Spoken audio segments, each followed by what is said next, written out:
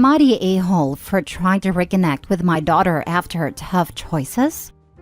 A few years ago, my life took an unexpected turn when I lost my beloved wife, my daughter's biological mother, to a sudden illness. In the midst of my grief, I found comfort in a support group for widowed spouses, where I met a woman who had also experienced loss. We got married, perhaps too soon, just 6 months after my wife's passing. I believed this new relationship could provide stability for my daughter and me. However, blending our families wasn't as smooth as I hoped. My daughter was understandably still grieving and struggling with the loss of her mother. She wasn't ready to treat my new wife like her mother or call her children her siblings, and this caused tension in our home. In what I believed was the best decision, I asked my daughter to live with her maternal grandparents, who she had a close relationship with, and expressed her desire to move in with.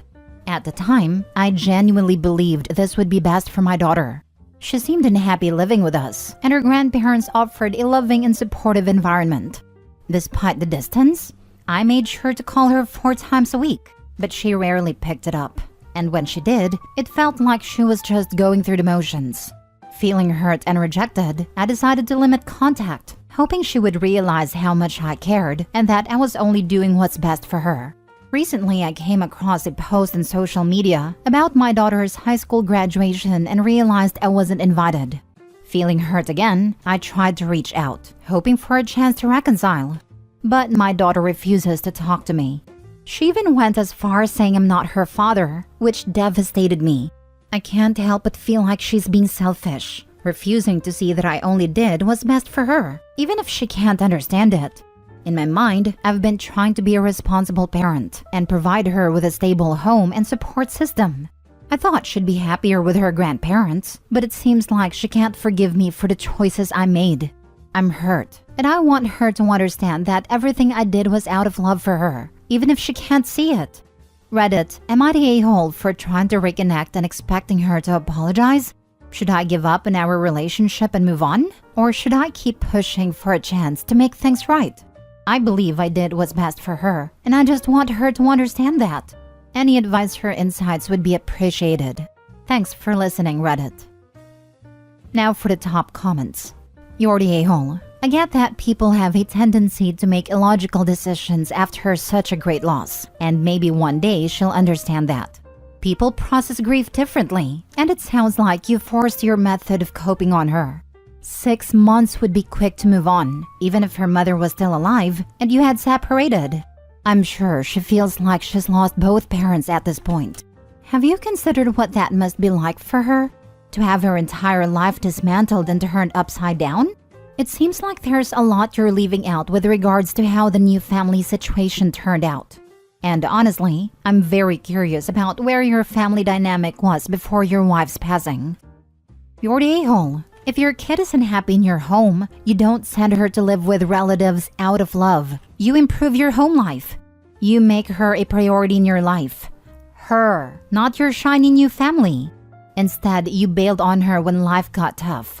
You gave her up. Funny how you keep repeating, I did it out of love. You think if you say it enough times, someone might believe you? Nope, not fooling anyone, least of all her. You did it because she was an inconvenience and not a priority. Leave her alone. Look, I understand that you feel strongly about this, but I need to set the record straight. I never abandoned my child nor neglected her needs. Yes, I did get remarried, and I acknowledge that my timing may not have been perfect, but that doesn't mean I stopped caring about my daughter. I did provide financial support, including child support for clothing, food, school supplies, and other expenses. I never shirked my responsibilities as a parent, and I did my best to be there for her even though we were living apart. As for expecting her to treat my new wife like a mom, I never forced her to do anything she didn't want to. I understand that forming a new family dynamic can be challenging, and I tried to be understanding of her feelings during that time. Yes, I made mistakes and I deeply regret any hurt I caused. But I want to make it clear that I have always loved my daughter and wanted the best for her. I never intended to hurt her, and I take responsibility for any insensitivity on my part. I'm not looking for sympathy here, but I want you to understand that parenting is complex, and sometimes we make decisions that we later realize were not the best. I'm willing to learn from my mistakes and try to be a better parent going forward. While I may have made some missteps, I reject the notion that I abandoned my child. I care about her deeply, and I hope that one day we can find a way to heal our relationship and move forward together. I never saw my daughter as an inconvenience or treated her as anything less than a priority. Her well-being has always been my top concern, and when she expressed her unhappiness, I thought living with her grandparents, whom she had a strong bond with, might be a better situation for her. I didn't make this decision lightly, and I believed it was the right thing to do at the time. I did call her regularly and tried to be there for her despite the distance, but she seemed distant and uninterested in talking to me. It's true that my life changed after my wife's passing, and I found a new partner with whom I built a loving family. But that doesn't mean I abandoned my daughter or made her a lesser priority. I've always cared for her deeply and hoped that she would find happiness and support with her grandparents. I understand that my daughter may see things differently, and I respect her feelings. If she needs space and time to heal, I will give her that. My hope is that one day we can reconcile and rebuild our relationship. I acknowledge that my decisions might have hurt her, and I'm genuinely sorry for any pain I've caused. I just want to find a way to mend things and show her that she's always been loved and important to me. Next story. Am I the a-hole because I, 38 female, don't want to take my stepson, 9, on vacation? My husband, 39, and I have been married for 5 years. We have 2 children of our own, both girls, aged 5 and 2. I also have a son, 10, from a previous marriage, but I was widowed. My husband's ex barely involved in stepson's life at all.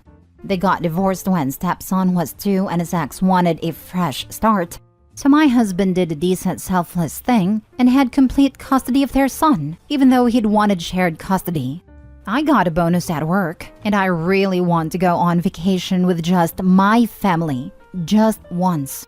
We've been on family vacations all together lots of times, but just once I want to spend my money going on vacation, where I'm not looking after someone else's kid. So I want stepson to stay with his mom while we go on vacation. My husband sees my point of view and is okay with it, and I don't think I'm being at all unreasonable. My mom found out what I was planning and says I'm being a complete a-hole. These are the reasons she says I could be the a-hole. 1. My mom says that if stepson's mom isn't properly involved in his life, I should be even more involved in his life to compensate. I think this is completely unfair expectation. 2. She also says that I'm being a hypocrite taking my son, but I think that's totally different because my son doesn't have another parent. I'm all he's got. If stepson's mom won't take him just for once, then obviously he'll come on vacation with us. But I don't think I'm the a-hole to ask if I can have a vacation with my own family just one time. It's not like I hate stepson or something. He's a nice kid. He's just not mine. Am I the a-hole? Just my family just once. Your husband's son is your family, and you better not ever let that kid hear you say otherwise. Jesus Christ. I'm not looking after someone else's kid. Homie, that ship sailed when you married a man with a child. I don't think I'm the a-hole to ask if I can have a vacation with my own family just one time. Wanting a vacation with your family is fine. Deciding that your stepson doesn't count as family is messed up beyond belief, and definitely makes you an a-hole. You're the a-hole. I couldn't have said it any better myself. The audacity of this woman is honestly astonishing. I've been with my boyfriend for about 2.5 years, and I literally could never even dream of trying to tell him that I didn't want one of his 3 children to come with us on vacation. His oldest, 16 male, isn't even biologically his, and he still takes him whenever he picks up his biological children from their mother's house. We would never, ever exclude him from any family fun trip we were taking. Opie, you're definitely a huge a-hole in this situation, and it's weird that your own mother was the one to tell you this and not your husband. When you married your husband, his son became your stepson, just like your son became his stepson. How would you feel if you wanted to exclude your son? You said yourself that your stepson's mother isn't a very attentive mother, and maybe that's not the same thing as having a deceased parent, but damn lady, have some empathy. You're the a-hole. Absolutely 100%. You married his father, which means your stepson is part of your family. My son doesn't have another parent. Technically, your stepson doesn't have another parent. He has an incubator/egg donor who doesn't want him. You are going to tell him you don't want him either, and that is a horrible thing to do. Her son has another parent, but he's dead. Her son is not her second husband's though. I'm guessing if her husband said just once he'd like to vacation just once with his family excluding her son, because hey, biology is more important, she'd be okay with that. When you marry a man with a child, that child becomes part of the family. Wonder how she would feel if her husband decided that her son wasn't a part of the family. You're the a-hole and so is your husband. Your husband isn't just an a-hole, but also a horrible father for exposing his son to someone like you. Your 10-year-old shouldn't be allowed to go on this vacation either because he isn't your husband's son. So if stepson misses out, then so should your son. It's only fair if we go off your stupid, messed up logic. I feel sorry for this poor kid. I bet he's left out of a lot of things. Toys? Treats? Food? God knows what else. You honestly disgust me. Next story. Am I the a-hole for refusing to fund my sister-in-law's education? My 33 female husband Luke, 33 male, funded his sister's Julia, 24 female education, undergraduate and graduate, for 6 years. And she recently graduated with her master's degree. I met Luke when Julia was a freshman, so I was aware that he offered to pay her schooling for 6 years. That was their deal. Luke started his adulthood with a lot of debt from school and didn't want Julia to go through any of that, so he only wanted her to focus on getting an education. His business was successful, so he paid for her tuition, apartment, car note, food, and other expenses like gas money, phone bill, clothing allowance, etc. He has spent close to $300,000 in 6 years. Luke and I run our business together, and we combined finances after getting married. His business generates 10 to 15% more revenue than mine.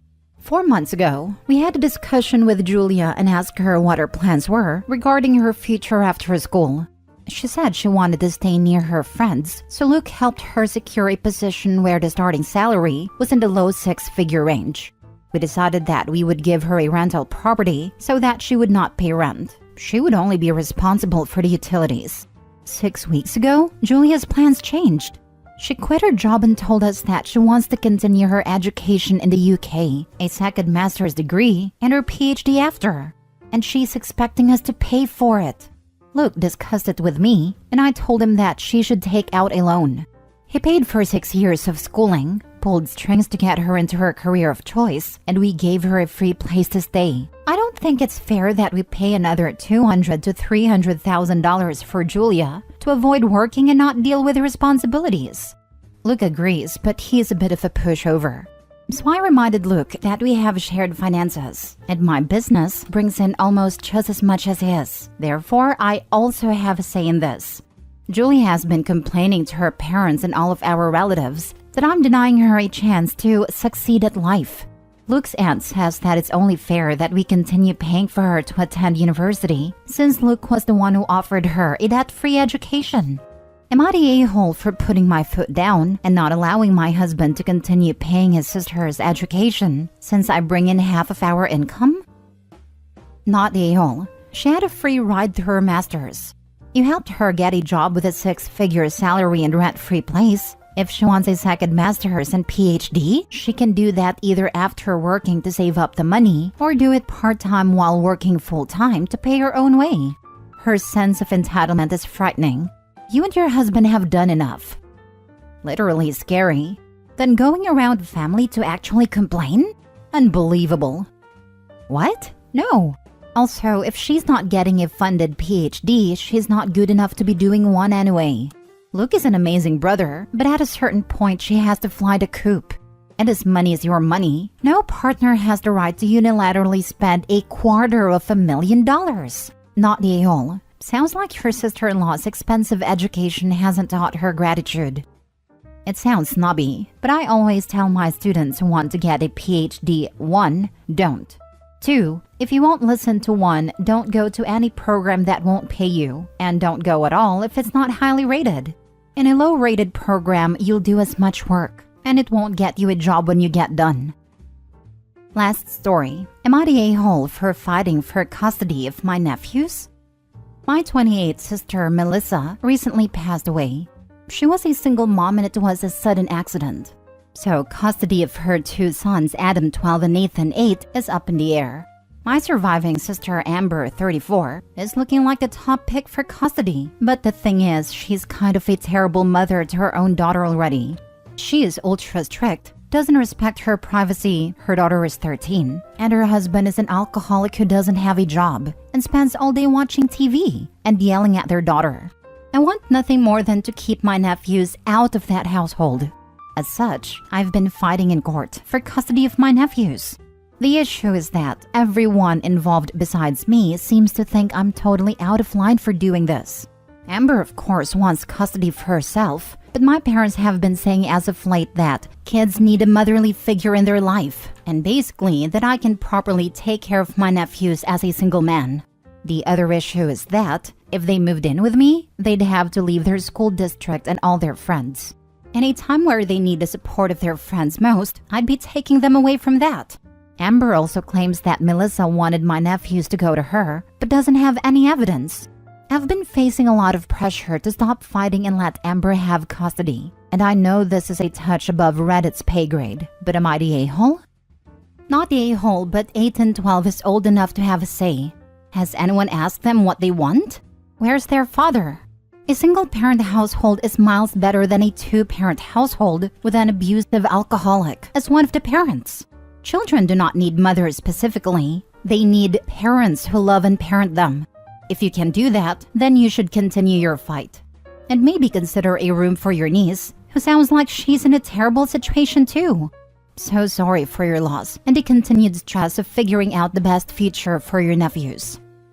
They've been in shock since the accident. It was a car crash with the boys in the car. As soon as they'd ready to speak, I think the court would like to hear what they have to say. My heart breaks each day for them, and honestly, I just wish Melissa were still here. Everything would be fine if she was still here. Of course you wish she was still here, and I'm sure the boys do too. But she's not. The next best thing you can do is to raise them as best as you can. Are they staying with you now? If not, you should try to make that happen. The court will look at where they've been staying with an eye towards not creating more change for them if they don't have to. Not the a-hole. Has Amber's husband agreed to this? I just don't see that a court would give custody to a family where one person is an alcoholic, although I'm assuming the others involved don't know about this. Otherwise, I can't see why anyone would think it's a good idea they go to Amber. My guess is the sister is hiding the husband's issues. When Opie brings this to light, they should not give her custody.